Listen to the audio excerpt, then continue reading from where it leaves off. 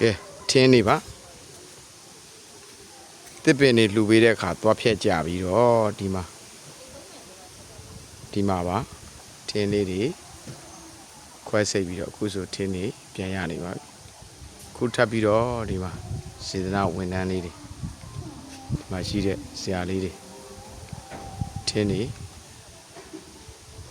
တစ်ပင်သွားဖြတ်ကြတာဖြစ်ပါတယ်ဒီမှာဆိုရင်ထင်းနေပေါက်ကြတော့မှာပါနာနေနဲ့ကြောင့်မလို့ဆဆရရလိုအပ်တဲ့နေရာလေးဖြစ်ပါတယ်ထင်းရဆကျွန်တော်တို့တွေနေရှာဖွေပြီးတော့ပင်လူဝင်သွားဖြတ်တယ်เนาะအဲ့လိုမျိုးလေးတွေကျွန်တော်တို့တွေလောက်ကြရပါတယ်ဒါဆိုရင်တော့ဘယ်လောက်ခံမလဲဆိုတာမသိထမင်းစားရပြီးသားမပေါက်နိုင်အောင်နားလမ်းသွားတဲ့လားစားပြီးသားဟိုမှာဖြစ်နေနားကြစားပြီးတဲ့အခါနားကြအေးစစ်